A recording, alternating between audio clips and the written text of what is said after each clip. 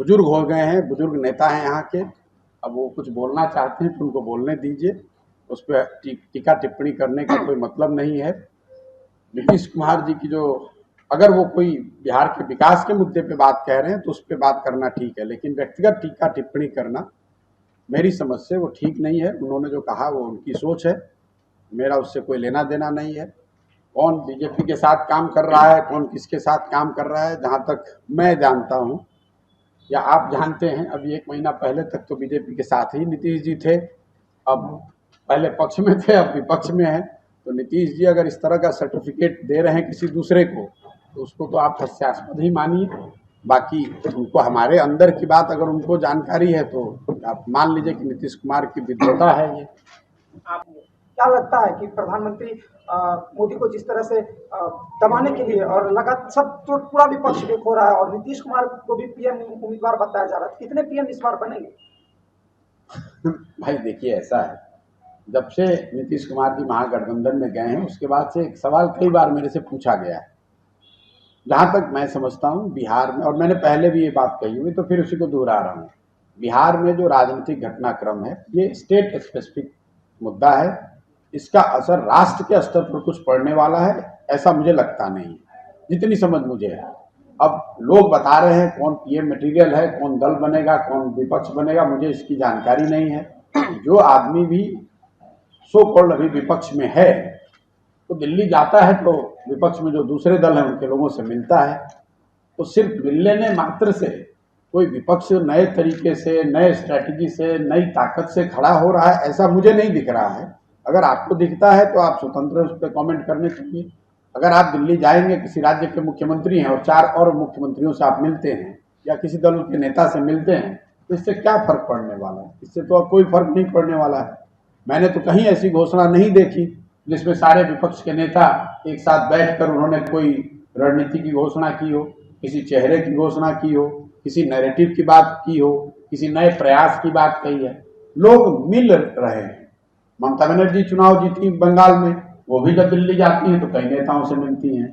इससे पहले आपने देखा होगा केसीआर हैं तेलंगाना के चीफ मिनिस्टर, वो भी देश के अलग अलग हिस्सों में जाते हैं, कई लोगों से मिलते हैं। नीतीश बाबू भी गए हैं दिल्ली, वो भी कई लोगों से मिल रहे हैं। इसमें क्या ऐसी नई बात है जिससे मैं मान लूं कि भाई ये कोई विपक्ष की ओर से नया बेहतर प्रयास हो रहा है?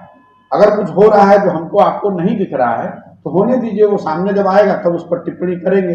अभी मुझे इस प्रयास में कोई ऐसी मजबूत बात या कोई नई बात नहीं दिखती है जिसको देखकर मैं ये बता सकूं या उस पर कॉमेंट कर सकूं कि इससे देश की राजनीति में कोई आमूल चूल परिवर्तन हो रहा है या कोई नया प्रयास हो रहा है जिसका 24 के 17 साल मुख्यमंत्री रहने के बाद आपको याद आया कि 10 लाख सरकारी नौकरी दी जा सकती है। अगर आप इसको दे सकते हैं या दे सकते थे तो अभी तक रुके हुए क्यों थे? पहले ही दे देना चाहिए था। लेकिन चलिए, अब नीतीश कुमार इतने बड़े नेता हैं, उनको ए से लेकर जेड तक आता है, दूसरे को तो एबीसी भी नहीं आता है।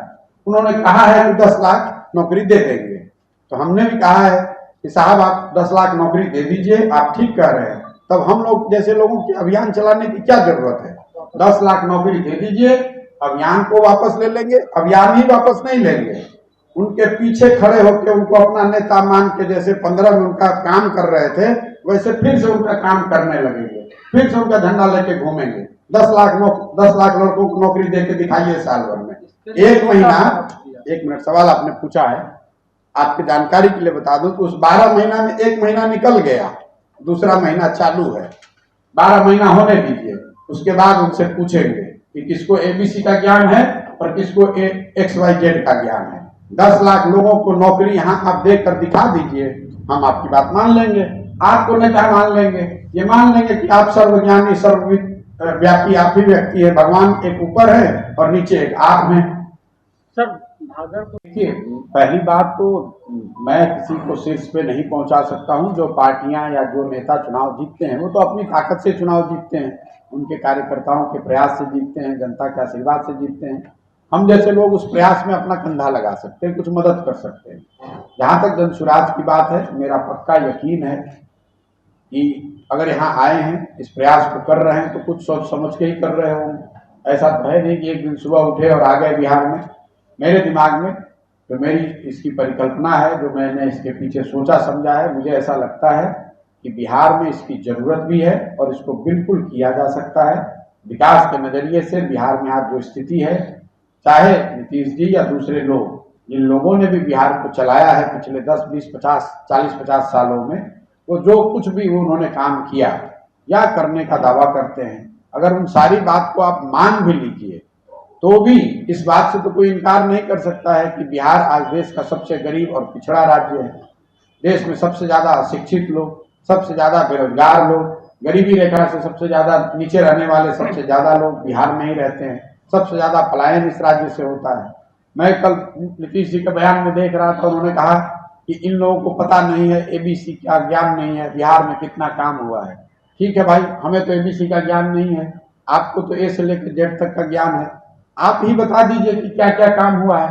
बताने से चिंता क्यों करते हैं, बता दीजिए। हमको नहीं बताइए, नीति आयोग को बता दीजिए। जो आंकड़े बना रहे हैं लोग, उनको बता दीजिए। बिहार के बेरोजगार युवकों को बता दीजिए कि भाई क्या क्या काम हुआ है। बिहार की महिलाओं को बता दीजिए। जो 50% लोग गरीबी रेखा से नीचे रह रहे हैं, बिहार में 13 करोड़ लोग रहते हैं, 13 करोड़ से ज्यादा लोग, उसमें 8 करोड़ लोग दिन का 100 रुपया नहीं कमाते हैं। 17 साल से नीतीश बाबू मुख्यमंत्री हैं, वो कह रहे हैं कि किसी को एबीसी का ज्ञान नहीं है। ठीक है भाई, हमें तो नहीं ज्ञान है, तो आप अपने ज्ञान से लोगों को बता दीजिए कि वो 100 रुपया इनकम उनका क्यों नहीं बढ़ रहा है। आप अपने ज्ञान से युवाओं को बता दीजिए कि उनको नौकरी कब मिलेगी, उनको रोजगार कब मिलेगा। आप अपने ज्ञान से लोगों को बता दीजिए कि उनकी स्थिति कब सुधरेगी। बिहार के शहरों की, गाँव की, गलियों की, सड़कों की स्थिति कब सुधरेगी, आप बता दीजिए। किसी को ये कह देना कि इनको एबीसी का ज्ञान नहीं है, ठीक है भाई, ज्ञान नहीं है। बिहार में एकमात्र पढ़े लिखे समझदार व्यक्ति नीतीश कुमार के शब्द में सिर्फ नीतीश कुमार ही हैं। दूसरे आदमी सब अनपढ़ हैं, हम लोग सब बेवकूफ हैं, हम लोग को कुछ नहीं आता है। एकमात्र पढ़े लिखे समझदार व्यक्ति नीतीश कुमार हैं, उन्हीं को सब पता है, किसी को कुछ दूसरा नहीं पता है। गठबंधन